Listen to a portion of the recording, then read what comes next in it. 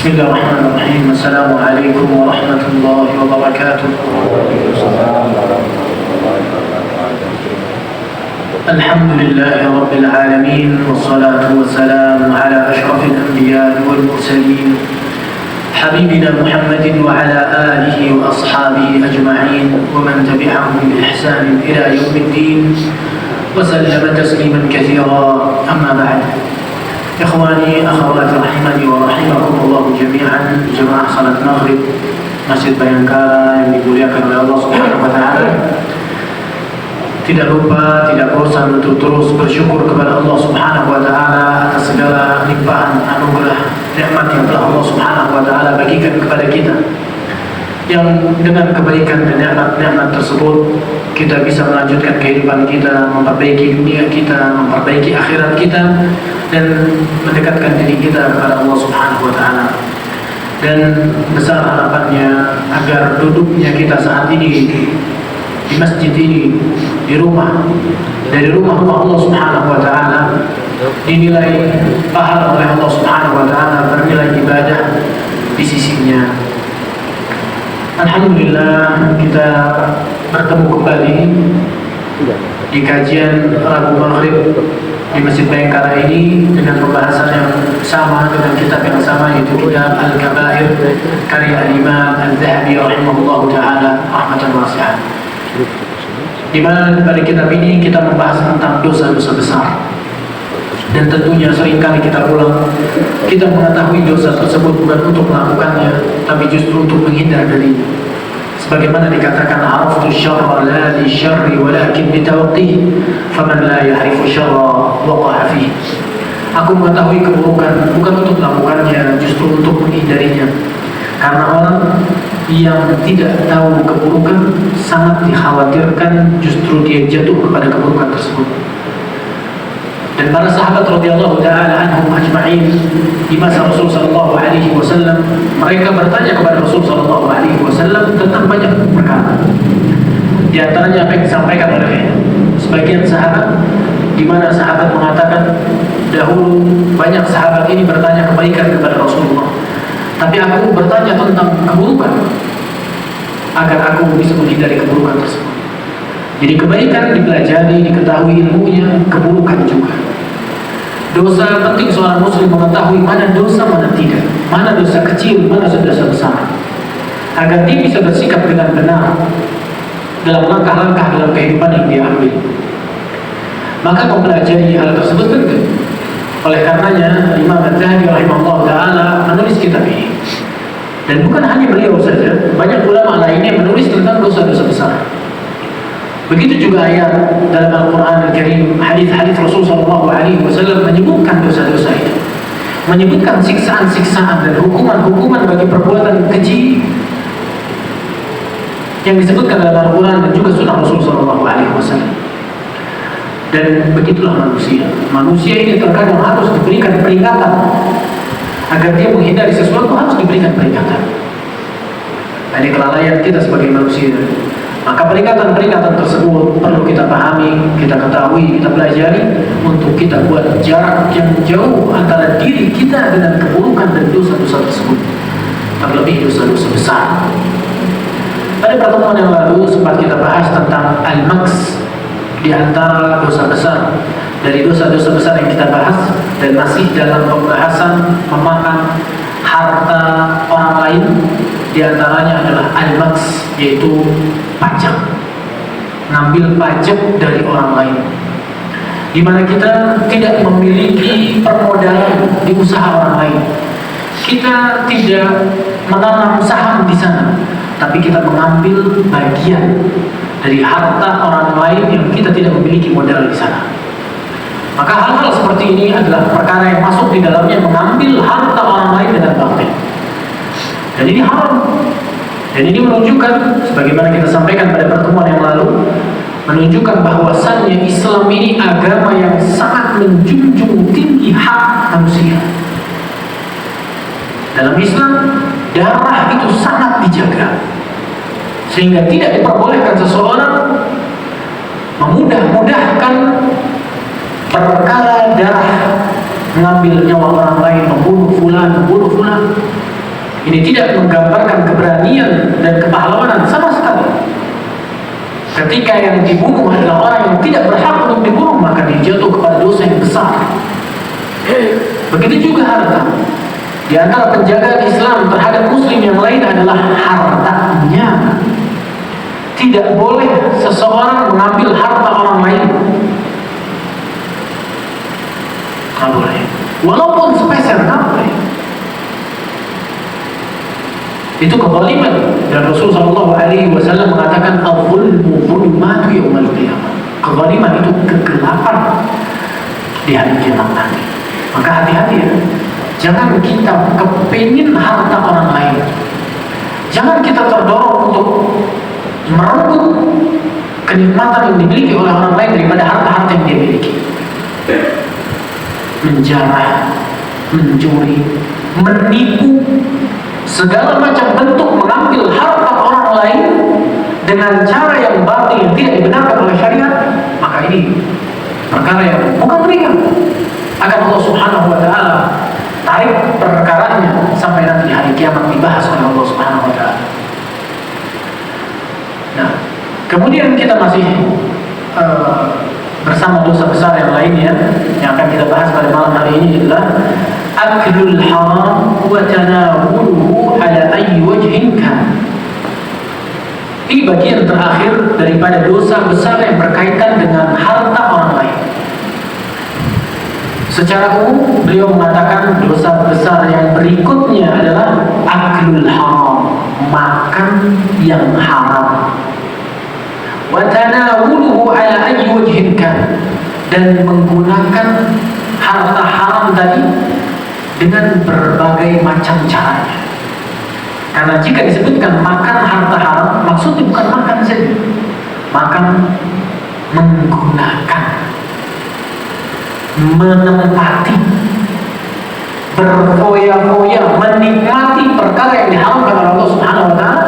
Maka inilah pembahasan beliau, yaitu tentang memakan yang haram serta menggunakannya dalam bentuk apapun, walaupun bentuknya bukan dimakan, dipakai saja. Nah, tidak dipakai, tidak dimakan, dibangun rumah. Tidak dibangun rumah, sebidang tanah. Itu masuk semuanya mengkonsumsi yang haram. Nah, di sini beliau seperti biasa, Al-Imam Zahabi, di semua dosa besar yang beliau bahas, beliau selalu memulai dengan ayat Al-Quran Al-Karim. Jadi, dan ini menunjukkan bahwasannya Ahlus Sunnah wal Jamaah itu kuat pendalilannya. Ahlus Sunnah wal Jamaah mereka membangun keyakinan mereka di atas dalil. Mereka membangun pemahaman mereka di atas dalil. Mereka membangun amalan mereka di atas dalil. Dan Ahlus Sunnah wal Jamaah membangun dakwah mereka di atas dalil. Jadi sangat diketahui bagi orang-orang yang membaca kitab-kitab para ulama, akan mendapati mereka adalah orang-orang yang sangat mengagungkan dalil. Mereka mendahulukan dalil dibandingkan pendapat-pendapat mereka. Maka ini ciri besar Ahlus Sunnah wal Jamaah, yaitu sudut kuat sekali pendalilan mereka. Mereka membangun keyakinan mereka, amalan mereka, dakwah mereka, semuanya dibangun di atas dalil. Maka hendaknya kita seorang muslim mengikuti jalan tersebut, jalan yang diajarkan oleh Rasulullah SAW untuk berjalan di atas dalil, di atas Al-Quran dan juga hadis-hadis Rasulullah SAW yang menjadi bimbingan, arahan, petunjuk buat kita semuanya. Maka begitu kita dengar ayat Allah, mendengar hadis-hadis Rasulullah SAW, sebagai seorang muslim kita harus mengagungkannya dengan mengatakan apa? Sami'na wa ata'na. Sami'na wa ata'na. Begitulah sikap seorang muslim Ahlus Sunnah wal Jamaah terhadap dalil Al-Quran dan As-Sunnah. Kemudian beliau mulai di sini membawakan firman Allah Subhanahu wa Ta'ala, di mana Allah mengatakan wala ta'kulu amwalakum bainakum bil batil. Perhatikan ayatnya. Wala ta'kulu amwalakum bainakum bil batil. Janganlah kalian makan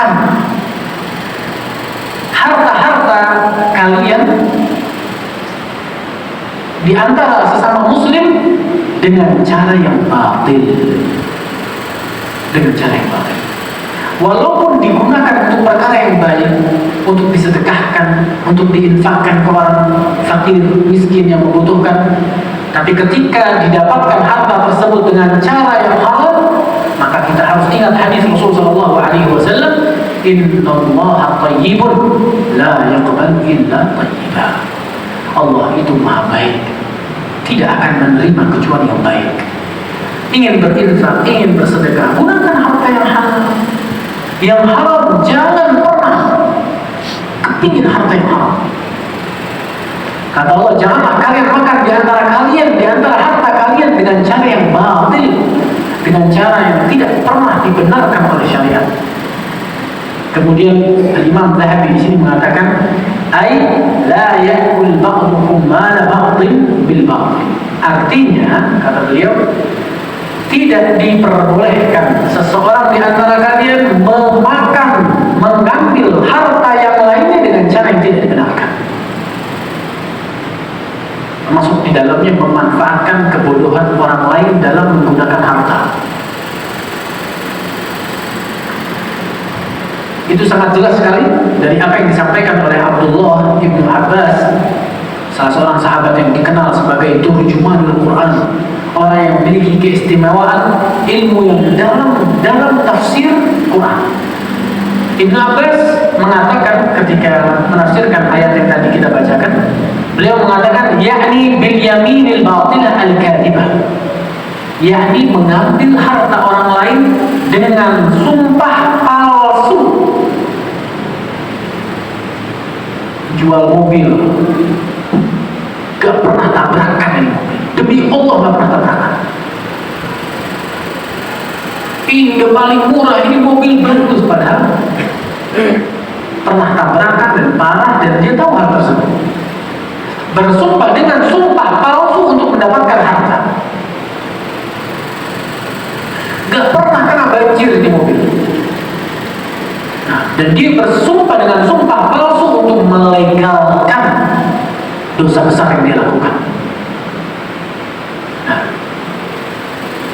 maka di sini Abdullah bin Abbas ketika menafsirkan firman Allah, janganlah kalian makan harta di antara kalian dengan cara yang batil, kata Ibnu Abbas di antara maknanya adalah bersumpah palsu, bersumpah dusta untuk mendapatkan harta dari orang lain. Yaqtati'u biha ar-rajulu mala akhihi bil batil. Yang dengan sumpah tersebut dia makan harta orang lain dengan cara yang tidak pernah dibenarkan. Wal aklu bil batil ala wajhain. Dan memakan harta orang lain dengan cara yang batil itu ada dua bentuknya. Kata Ibnu Abbas, ahaduhuma, yang pertama, an yakuna ala jihati dhulmi nahwil ghasabi wal khiyanati was sariqah. Mengambil harta orang lain dengan batil itu ada dua jenis bentuknya. Yang pertama, lewat cara menganiaya atau membolimi orang lain, merampok, membegal, merebut secara paksa, melukai orang lain, mencuri masuk rumah orang lain, dan lain sebagainya. Yang pertama, makan harta orang lain dengan cara menganiaya orang tersebut. Ya, banyak bentuknya, ada pembegalan, perampokan, dan itu banyak sekali sekarang. Banyak sekali terjadi. Dan itu tidak pernah dibenarkan, walaupun dengan alasan apapun. Ustaz, sekarang semua harga mahal, ekonomi melemah, tetap tidak diperbolehkan seseorang mengambil harta orang lain, terlebih dengan membalimi orang lain.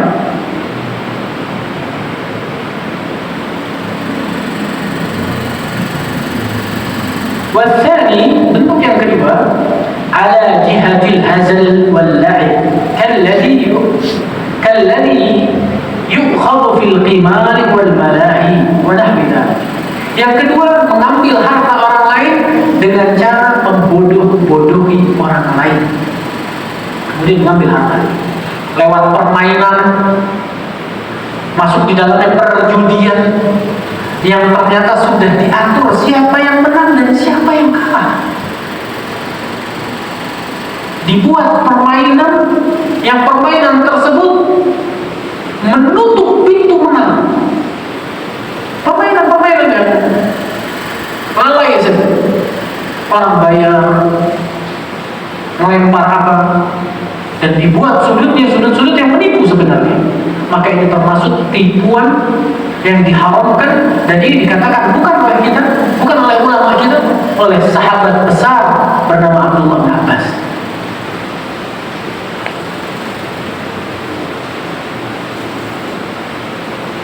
Wal malahi, atau hiburan-hiburan. Dan sekarang terjadi perjudian dibentuk dengan bentuk hiburan. Bermain dalam hiburan tersebut tidak perlu pergi jauh, menempuh perjalanan yang jauh, mengeluarkan uang banyak, enggak.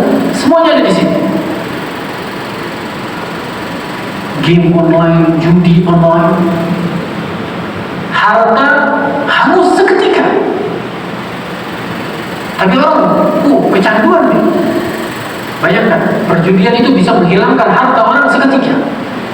Tapi bukan berhenti dan bertobat, dia akan ulang perbuatan tersebut. Dan itu skema yang mereka buat ya, program yang mereka buat untuk menjadikan orang itu ketagihan lagi dan lagi. Akhirnya apa? Hutang sana, hutang sini. Dengan dugaan butuh satu kali menang saja. Kalau saya menang sekali, saya bayar semua hutang itu. Bahkan dia bilang, bukan cuma saya bayar, saya lebihin. Nah ini bisikan syaitan. Dia pinjam si fulan, terjerat sekali, dilanjutkan langkahnya, acak-acakan hidupnya. Keluarga besar terkena imbasnya, pernikahan rusak, hubungan kekeluargaan rusak. Nama yang baik, sum'ahnya, dikenal kebaikannya, runtuh seketika kehormatannya. Karena pembodohan yang dilakukan oleh orang-orang yang tidak bertanggung jawab, orang-orang yang berani melangkahi aturan dan batasan merah yang telah Allah Subhanahu wa Ta'ala tentukan. Maka perlu kita hati-hati. Kita berhati-hati. Kita ingatkan keluarga kita ingatkan anak-anak kita untuk berhati-hati daripada hal-hal tersebut. Dan mirisnya lagi, hal itu terkadang dianggap sebagai kepintaran. Jika dia berhasil menipu orang lain dan orang itu tidak sadar, semakin halus penipuan yang dilakukan, semakin dianggap itu kepintaran dan kepandaian. Nah,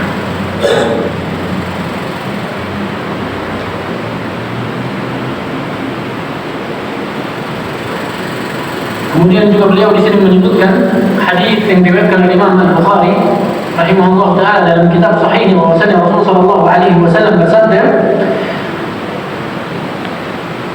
"Anna rijalan yatakhawduna fi malillahi bighairi haqq falahum an-nar yaum al-qiyamah." Orang-orang yang mereka berselisih berebutan harta dengan cara yang tidak benar, falahum an-nar yaum al-qiyamah, maka bagi mereka ancaman neraka di hari kiamat.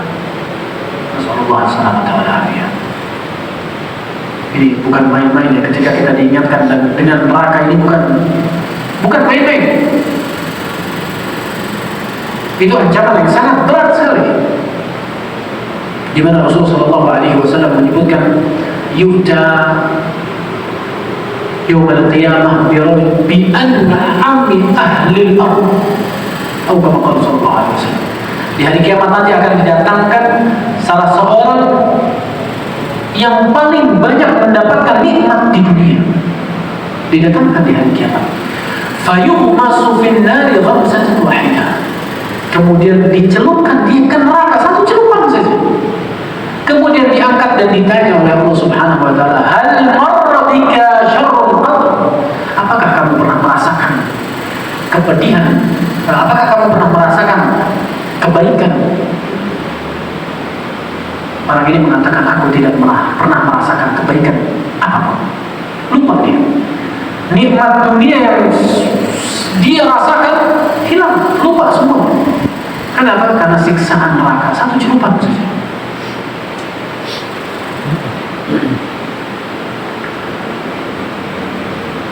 Kemudian beliau juga menyebutkan hadis sahih yang diriwayatkan oleh Imam Muslim rahimahullah taala, ketika Rasulullah sallallahu alaihi wasallam menyebutkan salah seorang yang menempuh perjalanan yang panjang, safar. Ada orang menempuh perjalanan panjang, safar.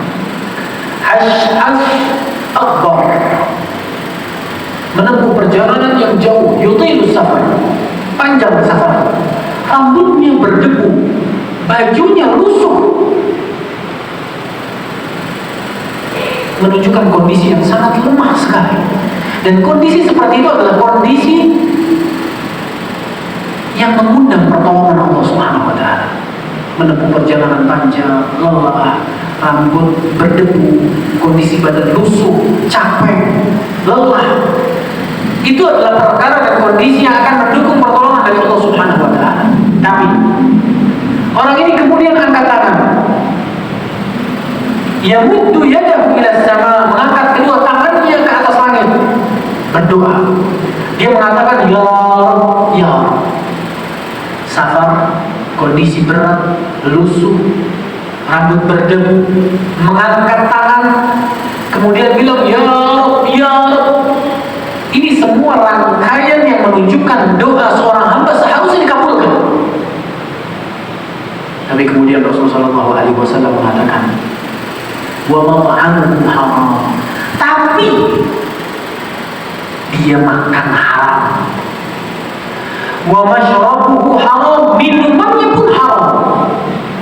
Wa malbasuhu haram, tidak kurang bajunya pun haram. Wa ghudhiya bil haram, dan dia cukupi dirinya dengan perkara-perkara yang diharamkan. Kemudian Rasulullah SAW mengatakan, fa'anna yustajab lah, bagaimana ingin dikabulkan doanya? Di sini Rasulullah SAW menggambarkan bahwasannya orang yang makan haram, minum haram, bajunya haram, mencukupkan dirinya dengan yang haram, itu akan menutup doa. Menutup doa.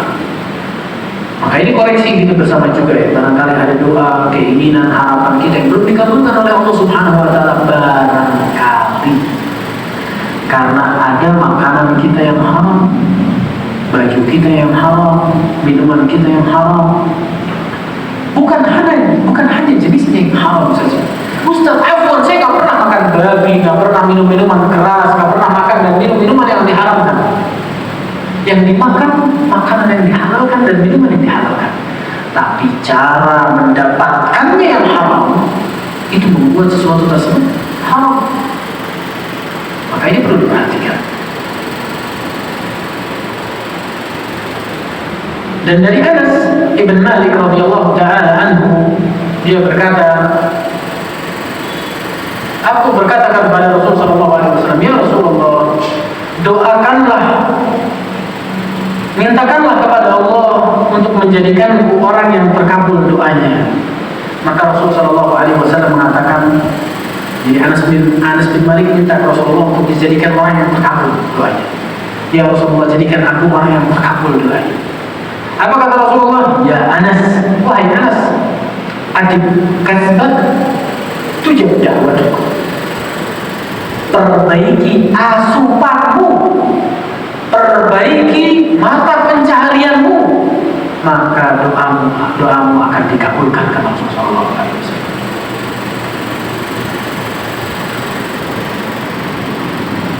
Kemudian beliau mengatakan, fa inna rajula, karena seseorang itu la yarfa'ul luqmata minal haram, dia masukkan makanan haram ke perutnya,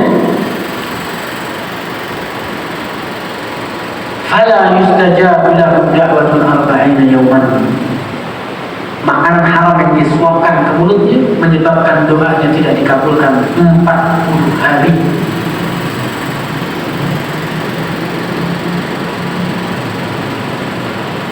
Kemudian Beliau juga membawakan hadis lain yang diriwayatkan oleh Al-Baihaqi dengan sanadnya menuju Rasulullah SAW, di mana beliau sallallahu alaihi wasallam bersabda, "Innallaha qasama bainakum akhlaqakum kama qasama bainakum arzaqakum." Sungguh Allah itu membagi kepada kalian akhlak-akhlak kalian sebagaimana Allah membagi kepada kalian rizki-rizki dari kalian, rizki-rizki kalian. Wa innallaha yu'ti dunya man yuhib wa man la yuhib. Wa yu'ti ad-dina illa wa la yu'ti ad-dina illa man yuhib. Dan sungguh Allah Subhanahu wa ta'ala itu akan memberikan dunia kepada orang yang Allah cintai dan orang yang tidak Allah cintai. Tapi Allah akan memberikan agama, syariat, pemahaman agama, kecintaan, keimanan hanya kepada orang yang Allah Subhanahu wa ta'ala cintai. Dunia itu sama Allah dibagikan ke orang beriman dan orang tidak beriman. Orang yang Allah cintai dikasih dunia, orang yang tidak Allah cintai dikasih dunia sama Allah Subhanahu wa ta'ala. Artinya, dunia bukan ciri Allah mencintai seseorang. Tapi ciri Allah mencintai seseorang adalah diberikannya dia taufik, keimanan, agama di dalam hatinya.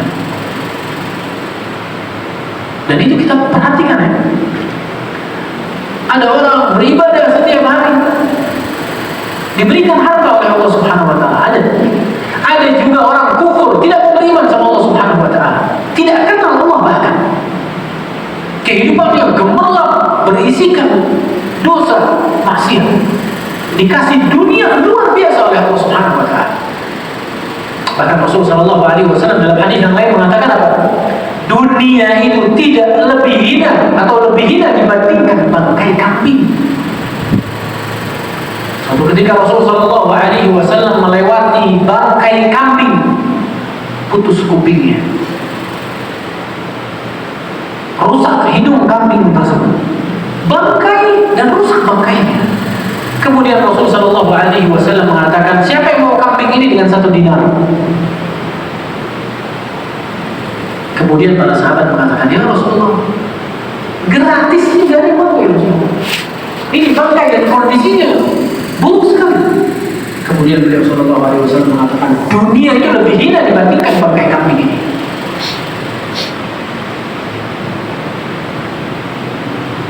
Nah, jadi jangan kita terlalu ingin diperkaya, diberikan dunia. Mintalah kepada Allah Subhanahu wa ta'ala kecukupan dan afiat, kecukupan dan keselamatan,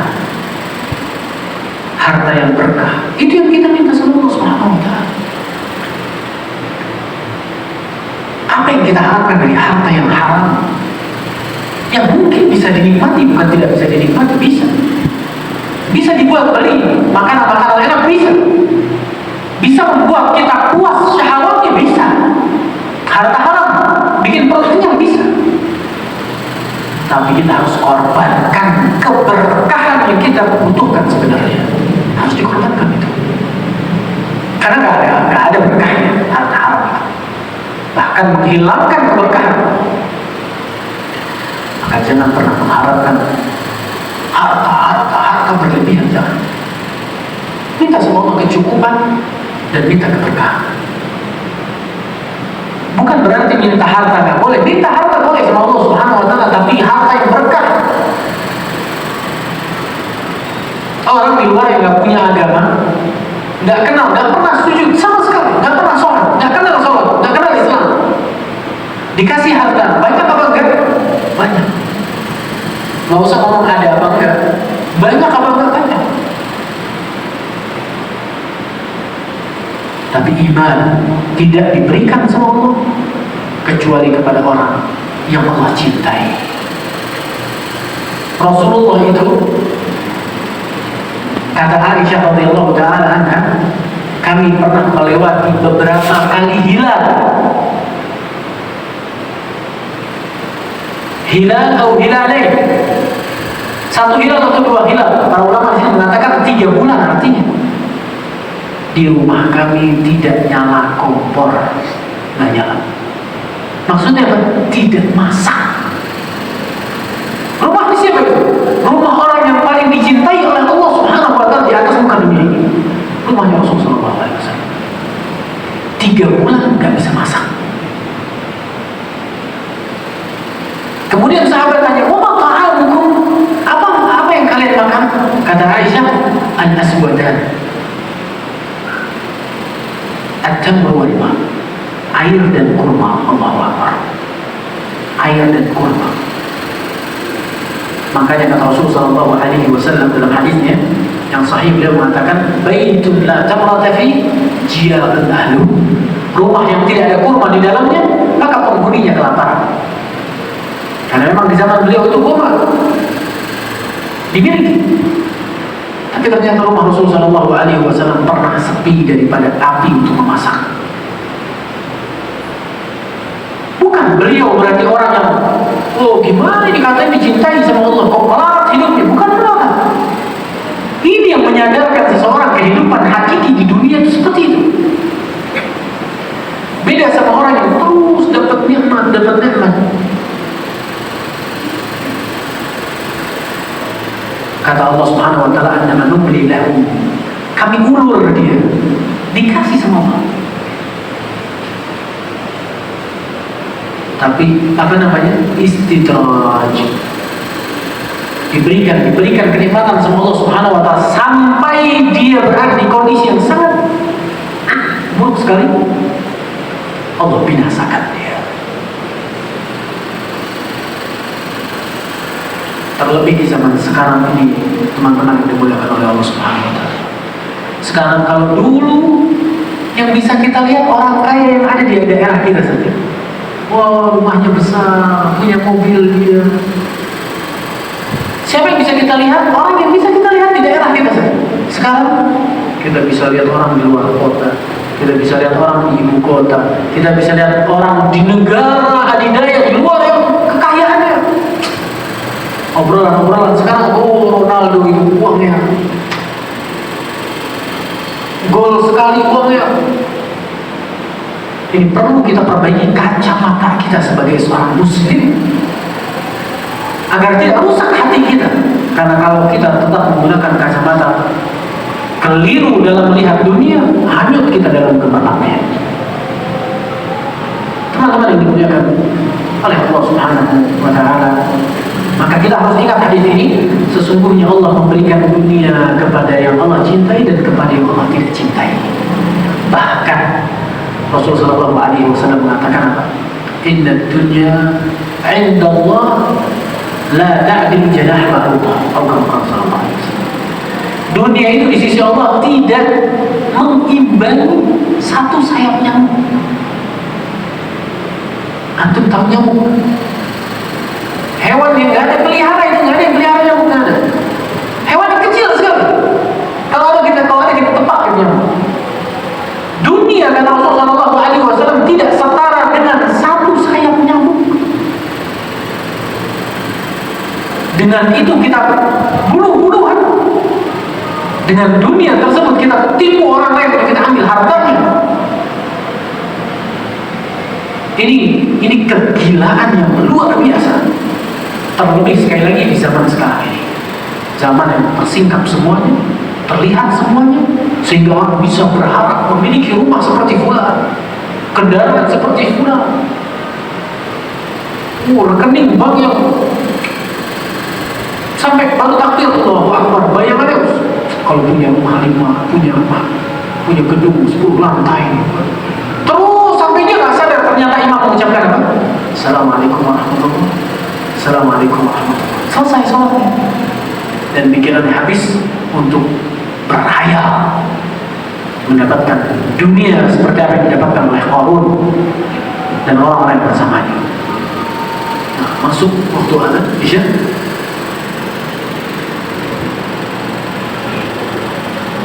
Belum? Maka perlu kita ingat ya hadis Rasulullah SAW ini. Allah itu memberikan dunia kepada yang Allah cintai dan Allah tidak cintai. Kenapa? Karena nggak ada manfaatnya kecuali harta yang digunakan untuk ketaatan. Itu boleh kita berharap. Kayak ada orang kaya misalnya, dia bisa sedekah, dia bisa bangun masjid, itu boleh kata Rasul Shallallahu Alaihi Wasallam kita iri kepada orang tersebut, boleh. Beliau mengatakan la hasada illa fitnatain, tidak boleh hasad kecuali dalam dua hal. Orang yang mengamalkan ilmunya dan orang yang punya harta dan menggunakan hartanya di jalan Allah. Tapi bukan karena hartanya yang banyak, tapi karena harta yang digunakan di jalan ketaatan, kita jadi ingin harta tersebut. Korun itu waktu terlihat kekayaannya yang luar biasa, semua orang mengatakan ya laitana, coba saja kita diberikan apa yang diberikan kepada Korun. Tapi begitu Korun diadab, diluluh lantahkan, ditenggelamkan oleh Allah, semuanya bilang apa? Alhamdulillah kita bukan Korun. Itulah manusia. Ketika lihat orang banyak pengen, begitu ternyata orang tersebut hancur dunia, kita bilang berlindung dari orang tersebut. Maka kacamata yang benar dan imbang adalah kacamata yang kita gunakan untuk melihat dunia ini dengan kacamata syar'i. Faman a'tahu Allahu dina faqad ahabba.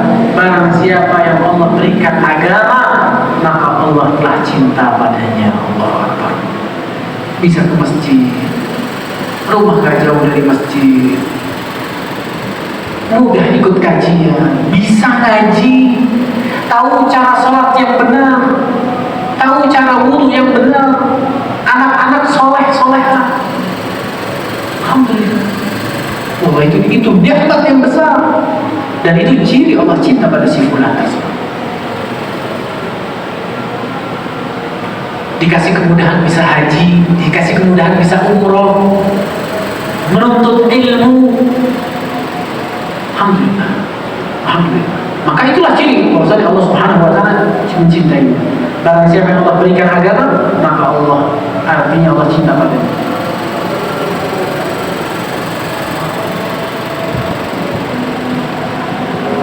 Kemudian di sini beliau juga sallallahu alaihi wasallam mengatakan tidaklah seorang hamba mendapatkan harta yang haram kemudian dia infakkan harta tersebut, maka Allah tidak akan berkahi apa yang dia infakkan.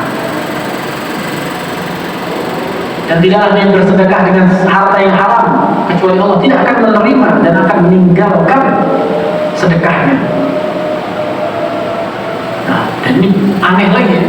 Ada orang korupsi miliaran, tapi biar berkah dikeluarin sekian persen buat umroh, ya nyuci lah. Jadi bis korupsi, disuruh umroh bareng-bareng lah, keluarga diumrohin, segala macam diumrohin. Biar apa? Ya biar gak celaka. Dia sadar itu uang haram, makanya disisihkan sama dia untuk apa? Untuk bersedekah, ya biar bersih. Ini keliru sekali. Ini perbuatan yang memalukan sekali. Perbuatan yang memalukan. Itu semua dilakukan di hadapan Allah Subhanahu wa taala dengan penglihatan dan pengetahuan Allah Subhanahu wa taala. Dilanjut azan Isya, kemudian kita lanjutkan sedikit orang.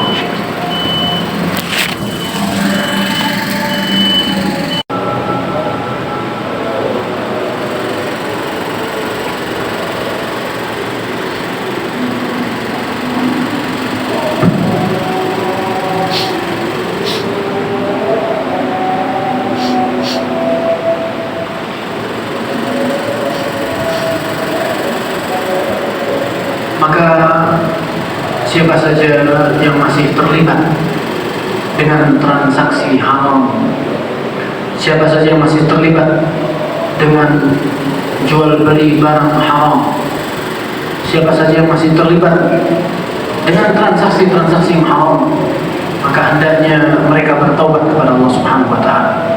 Masing-masing dari kita memeriksa dari mana hartanya didapat dan kemana dibelanjakan.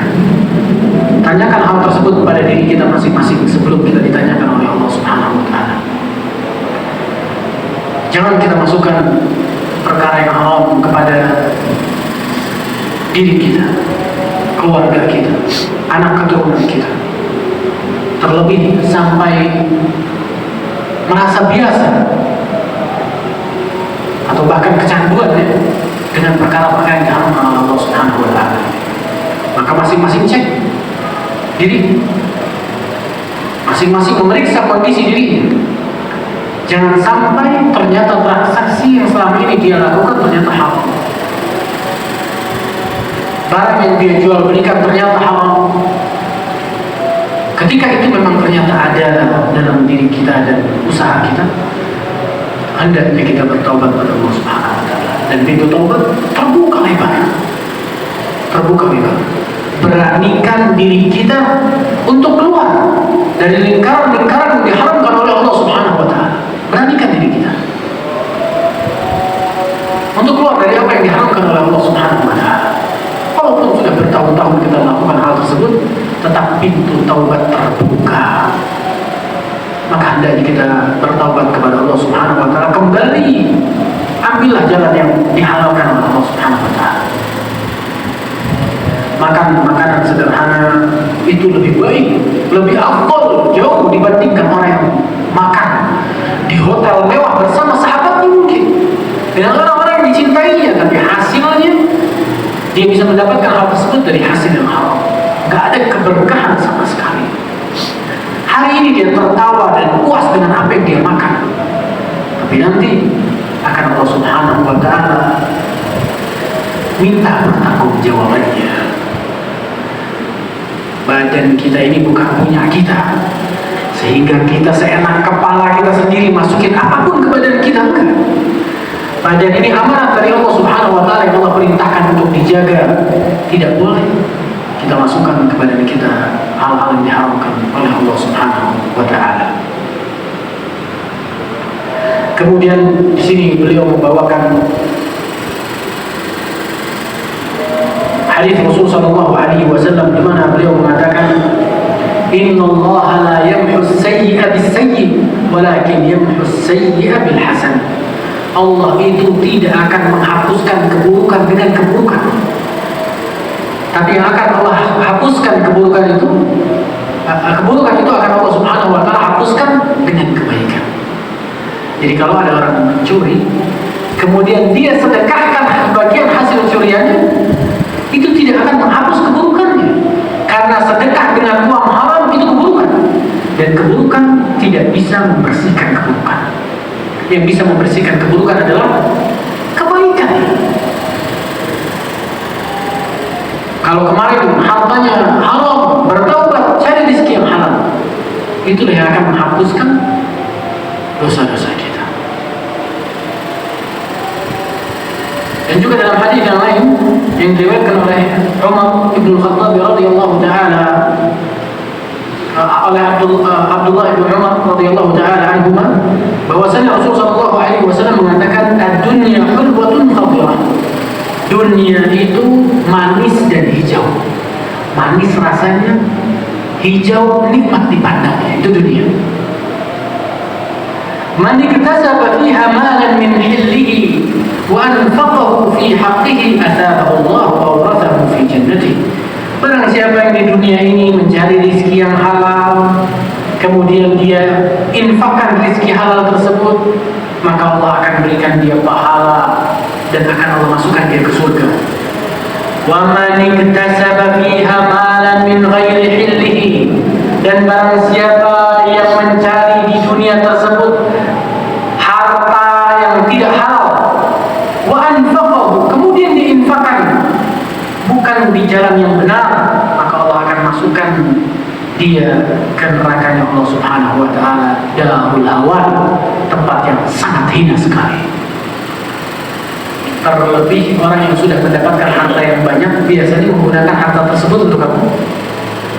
Untuk yang haram. Foya-foyanya digunakan untuk apa? Untuk yang haram.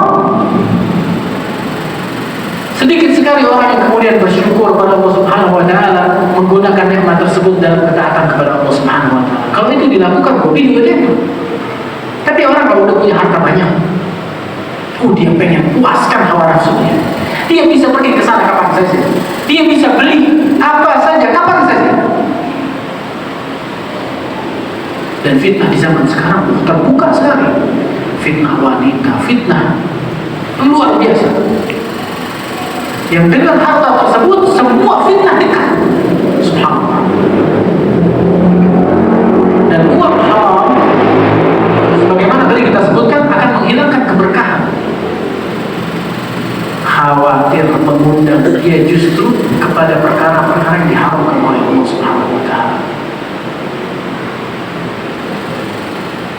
ketika seseorang diberikan kecukupan oleh Allah Subhanahu wa taala, ketika seseorang diberikan harta yang berkah, keluarga yang baik, maka ubi wadah, itu kenikmatan yang luar biasa. Karena harta yang haram ini akan membuat seseorang bermasalah di dunia dan juga di akhirat. Kemudian juga disebutkan warubba mutakhawwidun fi mashtahat nafsuhu min al-haram lahum nar yawmal qiyamah. Barang siapa yang memuaskan hawa nafsunya dengan yang haram. Ingat ya, ingat apa yang tadi kita sampaikan di awal kajian, bukan hanya dimakan bentuknya, digunakan, dipakai, ditinggali, dikendarai. Kalau itu semuanya haram, maka neraka itu lebih berhak bagi orang tersebut. Kemudian juga Rasulullah SAW menyebutkan, "Waman lam yubali min aina kasaba al-mal, lam yubali Allah min ayyi babin adkhala an-nar." Rasulullah SAW. Barang siapa yang asal-asalan tidak berpikir, tidak mau tahu dari mana dia dapat hartanya, pokoknya dapat, maka Allah pun akan membiarkan dia untuk masuk neraka dari pintu yang mana saja. Karena ada orang kayak gitu, mau kerjaan apa aja boleh, yang penting tawarannya berapa. Mau tawarannya besar diterima sama dia, walaupun suruh haram. Ada orang-orang yang tidak berpikir, mau halal, mau haram, yang penting dapat apa yang diinginkan. Atau mengira, nggak apa-apa lah, sesekali masalah lain. Atau juga dengan mengatakan, wah kepepet. Padahal tidak demikian, nggak kepepet sama sekali. Cuma apa? Ringan sekali baginya untuk menyampingkan agama dan memuaskan hawa nafsunya. Ada orang seperti itu. Maka orang-orang yang tidak mau tahu masa bodoh terhadap harta yang didapatkan, maka Allah pun akan meninggalkannya dan membiarkannya masuk neraka dari pintu yang mana saja.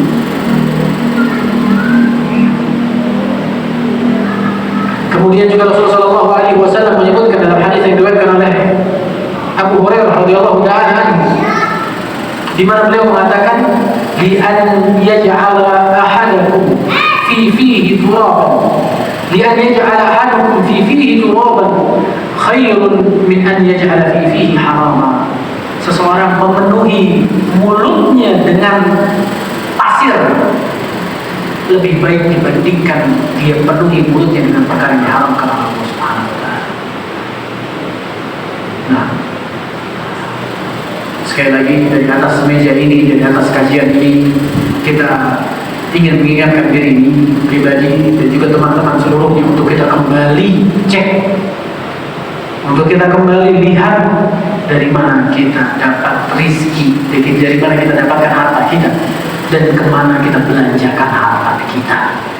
Spesial akan Allah Subhanahu wa ta'ala tanyakan itu semua nanti di hari kiamat. Maka perkara yang haram ini akan memberikan malapetaka bagi kehidupan seorang muslim. Semoga Allah Subhanahu wa ta'ala selamatkan diri kita, keluarga kita, anak keturunan kita dari perkara yang diharamkan oleh Allah Subhanahu wa ta'ala, barang-barang yang diharamkan, praktek-praktek haram yang Allah Subhanahu wa ta'ala haramkan. Dan semoga Allah Subhanahu wa ta'ala jadikan kita orang-orang yang ketika mendengarkan kebaikan bersegera mengamalkan kebaikan tersebut. Subhanallahumma wa bihamdika asyhadu an la ilaha illa anta astaghfiruka wa atubu ilaik. Wassalamualaikum warahmatullahi wabarakatuh. Waalaikumsalam.